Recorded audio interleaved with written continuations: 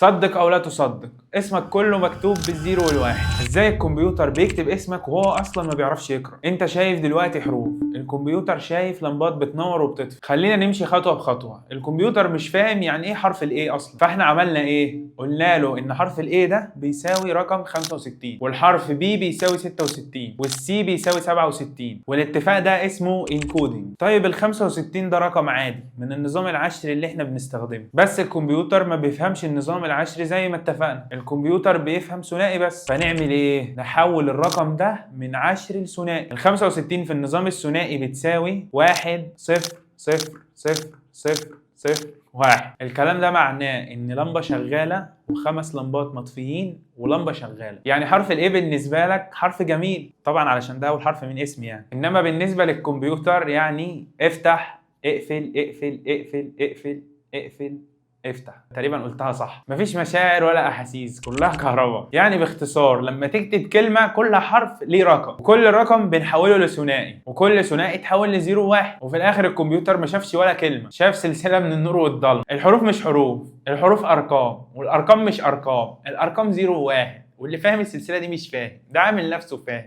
لان انا اصلا مش فاهم. ممكن نهدى بقى علشان نفهم احنا بنقول ايه؟ لو اول مره تفهم ان اسمك كله عباره عن كهرباء، اكتب لي اسمك بالنظام الثنائي في الكومنتات، وتابعني علشان الفيديو الجاي هنعرف مع بعض ازاي الصفر والواحد دول بقوا الوان وصور. لايك بقى علشان نكمل السلسله. انا عبد العظيم والروبوت لسه بيتعلم عندي.